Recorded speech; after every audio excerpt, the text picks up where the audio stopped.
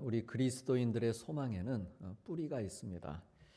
마치 시냇가에 심은 나무같이 견고한 뿌리와 같은 그런 소망을 우리가 가지고 있습니다. 그래서 그 소망으로 믿음 생활하고 그 소망을 가지고 기도하고 우리가 나아가고 있는 것이죠. 때문에 우리 그리스도인들의 소망은 잠시 흔들리고 또 이루어지지 않고 넘어질 것처럼 보여도 사라지지 않습니다. 그 뿌리가 뽑히지 않습니다. 왜냐하면 그 소망의 뿌리에 하나님이 계시기 때문입니다. 하나님께서 우리의 소망이 되시기 때문입니다. 다윗은 오늘 5절 말씀에서 자기의 영혼을 향해서 그렇게 선포합니다. 잠잠히 하나님만 바라라, 그렇게 고백하며 명령하고 있습니다. 우리가 살아가면서 내 영혼에 과연 우리가 몇 번이나 우리가 하루 동안 살아가면서 명령을 하는가라고 하는 것이죠. 다짐은 합니다. 어떻게 해야 되겠다. 다짐하는데 그건 나에게 다짐하는 것이죠. 하나님께 다짐하는 건 아니죠. 하나님의 이름을 빌어서 다짐하는 경우는 별로 없습니다. 우리가 살아가면서 특별히 하루하루 살면서 내 영혼에 명령을 할 수 있어야 되는데 그것은 바로 우리가 하나님이 우리의 소망이 되어 주시기 때문에 그 말씀을 통해서 우리가 우리 자신에게 이렇게 명령하는 그런 시간들이 필요합니다. 그래서 다윗 같은 경우에는 잠잠히 하나님만 바라라 이렇게 명령하고 있는데 그 이유가 자기의 소망이 하나님께로부터 나오기 때문이다 고백하고 있습니다. 그렇다면 다윗이 이토록 하나님을 바라면서까지 그가 얻고자 했던 소망이 무엇이었을까요? 자기의 소망이 무엇이기에 나의 소망은 하나님께로부터 나오는 것이라고 그렇게 간절하면서도 또 확신을 가지고 구하고 있는 것일까요? 다윗의 이름 뒤에는 그를 빛내주는 많은 수식어들이 있습니다. 우리는 다윗 하면은 다윗 왕, 다윗 목동, 목자 이렇게 생각을 또 합니다. 그런데 그 외에도 다윗 뒤에 그를 받쳐주는 많은 수식어들이 있습니다. 우리가 알듯이 다윗과 골리앗 잘 알고 있죠. 또 다윗과 요나단 사울 왕의 아들이었지만 다윗을 경쟁자로 바라보지 않고 정말 좋은 친구 이상의 그 큰 사랑 또 우정을 같이 쌓았던 그런 인물입니다. 그래서 다윗과 요나단 또 다윗하면 시편이죠. 오늘 또 우리가 다윗의 시편을 읽고 있습니다. 많은 시편들이 또 이제 시편들을 다윗이 기록을 했습니다. 또 다윗과 성전, 솔로몬이 지은 성전이지만 다윗이 많은 것들을 성전을 위해서 준비를 했습니다. 그러면 다윗과 성전, 또 다윗과 사무엘, 다윗과 나단 선지자 등등 이 말들은 그의 용기와 탁월한 믿음을 돋보이게 해줍니다. 그러니까 우리 성도님께서도 아무개 나와 예배, 나와 기도, 나와 하나님 사랑, 나와 섬김 이런 말들이 이렇게 붙기를 우리 하나님께서 원하십니다. 물론 다윗과 밧세바라고 하는 말도 있습니다. 그렇지만 그는 이 사건을 통해서 깊이 통회하고 회개하면서 결국에는 하나님께로 돌아가는 그런 계기를 삼습니다. 어쨌든 이렇게 다윗 이름 뒤에 많은 이름들이 붙는데 그 가운데 가장 유명하게 붙는 수식어 가운데 하나가 처음에 말씀 나눈 이 골리앗이라고 하는 이름입니다. 골리앗은 사실 그렇게 몰라도 되는 이름이죠. 그런데 다윗 때문에 유명해진 그런 이름입니다. 왜냐하면 져서는 안 될 싸움에서 졌기 때문이죠. 그래서 오늘날 예수님을 믿지 않는 사람들도 이 다윗과 골리앗의 이름을 모르는 사람이 없을 정도입니다. 이 블레셋 장수 골리앗이 싸움에 지고 그가 죽은 이유가 있습니다. 이 골리앗은 그가 힘이 약해서 죽은 게 아닙니다. 그는 죽기 전 무려 40일 동안 하나님의 이름을 모독하면서 이스라엘 군대를 괴롭혔습니다. 40일을 하나님께 기도하며 살아도 쉽지 않을 세상에 하나님을 40일이나 모독하며 살았다. 대단한 것입니다. 자기의 큰 몸집, 자기의 용맹스러움만 믿고 하나님 앞에서 자만하고 교만하게 행동했습니다. 그런데 그렇게 골리앗이 하나님을 못 오가고 40일 동안 조롱하는 소리를 들으면서도 이스라엘 백성들 가운데 누구 하나 그 앞에 나가서 막아서는 사람이 없었습니다.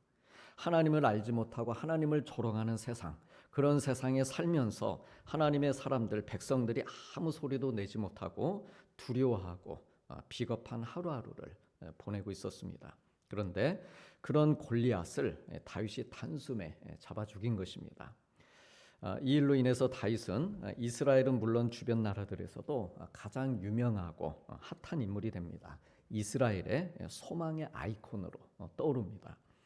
그런데 이렇게 소망의 상징으로 떠올랐던 이 다윗이 오늘 말씀에 소망은 오직 하나님께로부터 오는 것이다, 이렇게 고백하면서 영광을 하나님께 돌리고 하나님만 바라고 있는 것입니다. 그렇다면 다윗은 왜 자기 스스로가 소망이기를 꺼려하고 나는 소망이 아닙니다, 이렇게 자기가 소망이기를 내려놓고 그의 소망을 하나님께 둔 것일까라고 하는 것입니다. 우리가 살아가면서 왜 때에 따라서 내가 많은 업적들도 성과들을 또 이루면서 우리가 살아가는데 결국은 내가 소망이 아닙니다, 왜 우리가 그런 고백을 할 수밖에 없는 그런 실존에 우리가 부딪히게 되는가라고 하는 것이죠. 그것은 다윗에게 또한 우리에게 고난이 있기 때문입니다. 다윗이 이 골리앗을 쓰러뜨린 직후에 이스라엘 백성들은 사울은 천천히요 다윗은 만만이다라고 하는 노래를 지어 불렀습니다. 그리고 이 노랫말이 다윗 스스로 생각하기에도 자기의 인생길을 활짝 열어줄 소망의 노래처럼 그렇게 들렸습니다. 그렇구나, 내 만만이구나. 실제로 다윗은 사울 왕의 사위가 됩니다. 그리고 가는 곳마다 사람들의 칭송을 받으면서 큰 인기를 누립니다. 그러나 이것은 그의 인생에 서서히 고난의 그림자가 두려오고 있음을 알리는 서막에 불과했습니다. 다윗은 자기를 시기하는 왕 사울의 타겟이 되고 도망자 신세가 됩니다. 사울이 얼마나 집요하게 이 다윗을 추격해 오는지 더 이상 유대 땅에서는 그가 숨을 곳이 없습니다. 그래서 다윗은 국경을 넘어서 블레셋 땅으로 도망합니다. 그렇지만 공교롭게도 그곳이 바로 자기가 죽인 골리앗의 고향이었습니다. 가드라고 하는 곳이었습니다. 자기가 도망한 곳이 이 골리앗이 살던 곳이라는 것을 다윗이 몰랐을 리가 없습니다. 그러나 그런 거 따질 겨를이 없었다고 하는 것이죠. 그만큼 그가 많이 다급했다라고 하는 것입니다. 다윗은 이 블레셋 왕 앞에서 생명의 위협을 느끼며 크게 두려워합니다. 그렇지만 순간 기지를 발휘해서 간신히 빠져나옵니다. 그리고 하나님께 기도합니다. 시편 34편에 의인은 고난이 많으나 여호와께서 그의 모든 고난에서 건지신다라고 기도합니다. 성경에서 이 다윗과 관련된 많은 말씀들, 구절들이 나오는데요. 그 가운데 처음으로 그의 입에서 고난이라고 하는 말이 나옵니다. 그래서 이처럼 고난 중에 있었는데 하나님께서 나를 건져주셨다, 그런 은혜를 체험한 것이죠. 그렇게 은혜를 체험하면서 내가 소망이 아니구나, 내가 만만이 아니구나, 내가 그런 노래 들을 사람이 아니구나, 소망은 나에게 있는 것이 아니고 하나님이 나의 소망이시다, 이 고백을 드리게 되는 것입니다. 그러면 이렇게 하나님을 소망으로 제가 삼습니다, 이렇게 고백하고 사는 다윗에게 이후로는 고난이 없었을까요? 그가 기도했던 대로 시편 34편에서 모든 고난에서 나를 건져주셨다, 이렇게 하나님께서 나를 건져주셨으니까 이제 더 이상 그의 인생에 고난이 찾아오지 않았는가? 그렇지 않습니다. 다윗은 그 이후에도 시편 25편 17절에서 내 마음에 근심이 많사오니 나를 고난에서 끌어내소서라고 기도합니다. 또 시편 31편 7절에서는 내가 주의 인자하심을 기뻐하며 즐거워할 것은 주께서 나의 고난을 보시고 환난 중에 있는 내 영혼을 아셨기 때문입니다라고 고백하고 있습니다. 그러니까 계속해서 그의 삶 가운데에 하나님은 나의 소망이십니다, 저는 잠잠히 하나님만 바라봅니다, 이렇게 고백하며 나아갔음에도 불구하고 계속해서 그의 삶 가운데 현실적으로 근심과 고난이 끊이지 않고 찾아왔다라고 하는 말입니다. 근데 그럼에도 불구하고 계속해서 그는 하나님을 붙들고 그의 믿음을 지켰다라고 하는 것이죠. 사람은 일반적으로 상처나 고난 혹은 아픔에 대한 기억들, 그러한 흔적들을 지우고 싶은 마음이 있습니다. 가능하면 나를 힘들게 했던 일들, 나를 어렵게 했던 사람들에 대한 기억들을 묻어두고 살려고 합니다. 그런데 다윗은 정반대로 하고 있습니다. 그는 오히려 자기가 겪은 고난들을 글로 그리고 흔적으로 시편에 이렇게 남겨두고 있습니다. 기록으로 남겨서 어떻게 하겠다는 겁니까? 잊혀질만 하면 다시 꺼내 읽는다는 것이죠. 다시 꺼내 읽으면서 그 고난의 경험, 그러면서도 또한 하나님께 받았던 은혜들을 그는 기억하며 살았다라고 하는 것입니다. 왜냐하면 그래야 오직 하나님만이 자기의 소망이 되신다는 것을 계속해서 잊지 않고 살 수 있었기 때문입니다. 특히 이 시편 62편은요 다윗이 노년 때 쓴 시로 이렇게 알려져 있습니다. 노년에 이르기까지 그렇게 살아오는 동안에 다윗은 세상이 어떠한 곳인지를 알게 되었습니다. 우리 사랑하는 성도님들, 세상이 어떠한 곳입니까? 인생을 많이 살아오셨는데 세상은 어떤 곳이다. 오늘 말씀에 보면 다윗이 그렇게 고백하고 있습니다. 3절, 4절, 9절, 10절에 보면 세상이 어떠한 곳인가? 넘어지는 담과 흔들리는 울타리와 같이 사람을 죽이려 하는 곳이다. 세상이 어떠한 곳인가? 입으로는 축복하지만 속으로는 저주하는 곳. 살아보니까 그렇다는 것이죠. 세상이 어떠한 곳인가? 속임수와 포악과 탈취한 것들로 허망하게 만드는 곳. 이게 세상이라는 것입니다. 이게 다윗이 살아갔던 세상입니다. 근데 그런 세상 한복판에서도 믿음 잃지 않고 하나님 바라보며 살았다는 것이죠. 이러한 세상에서 진정한 소망이 무엇인가? 무엇을 나의 소망으로 삼고 살아야 할 것인가? 다윗은 이 질문 앞에 서서 나의 영혼이 잠잠히 하나님만 바라며 이렇게 기도하며 세상을 살면서 내가 정말 아끼고 내가 정말 소중히 여기며 살아야 될 것, 그것이 바로 먼저는 나의 영혼이다. 그 먼저 나의 영혼이고 또한 내 인생의 소망이 되시는 하나님이시다. 이렇게 고백하며 산 것입니다. 사랑하는 성도님들, 우리가 이제 막 맞이한 이 새해 2025년 세상은 어떤 모습으로 우리에게 다가올까요? 어떤 것들을 기대하십니까? 올 한 해 나의 바람처럼, 또 오늘 우리가 계속해서 기도하고 있는 것처럼 정말 밝고 낙관적이고 축복으로만 가득한 세상일까요? 2025년이 내가 힘들고 어려울 때 사람들이 나를 막 도와주고 어떻게든 일으켜주기 위해서 힘과 정성을 쏟아주는 세상일까요? 우리의 가정은 안정적이고 교회는 평안하며 나라는 번영을 향해 계속 앞으로 나아가는 세상이 되어줄까요? 2025년이 하나님 앞에서 3번이나 기름 부음을 받고 왕이 된 이 다윗이 왕이 되어서 다스리던 나라, 그리고 그의 가정도 늘 희망적이진 않았습니다. 늘 하나님이 나의 소망입니다. 제가 주님 바라봅니다. 그렇게 했지만 그가 다스리던 나라도 그의 가정도 늘 희망적이진 않았다는 것이죠. 오빠가 이독 여동, 자기 아들이죠. 오빠가 자기 이복 여동생을 폭행하고 또 그런 이복 형을 그의 누이의 친오빠인 압살롬이 죽입니다. 그리고 이 압살롬이 나중에는 아버지를 향해서 쿠데타를 행하기도 합니다. 다윗의 19 아들이 있었는데 그 아들들 사이에 늘 긴장과 견제가 그 가정에 끊이지 않았다라고 하는 것이죠.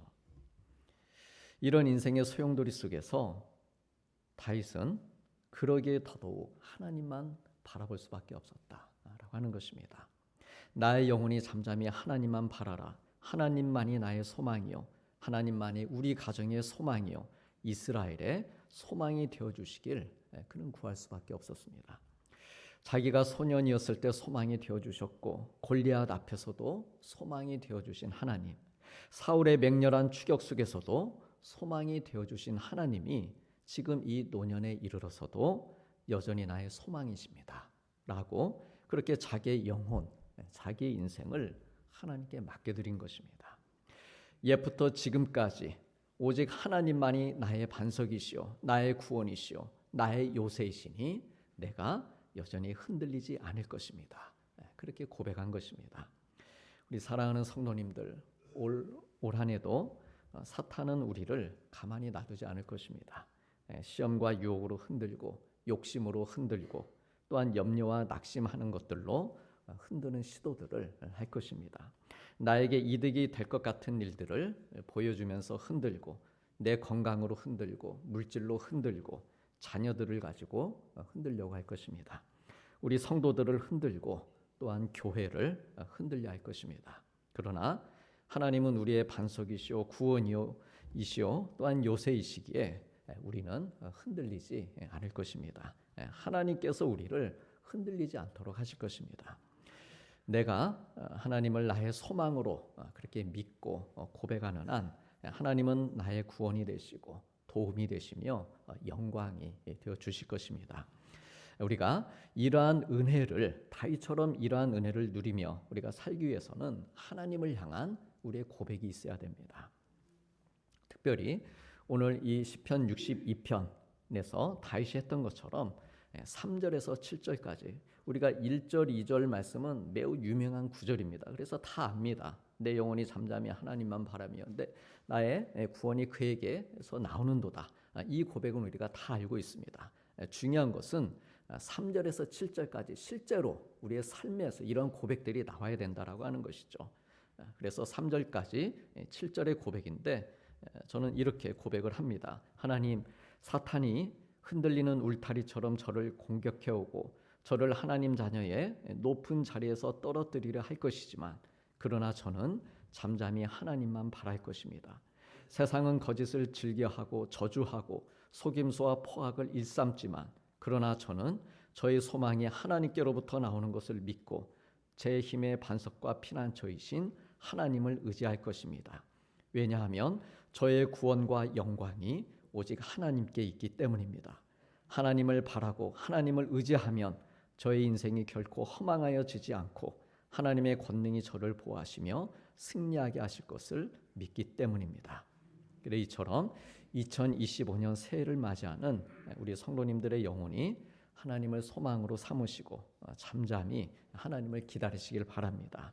그래서 날마다 구원의 새 힘을 얻으시고 삶이 평안하며 고난을 이겨나가시고 가정을 일으키며 주님의 몸된 교회를 세워나가는 귀한 은혜의 역사가 우리 사랑하는 성도님들 모두에게 임하시기를 주님의 이름으로 축복합니다.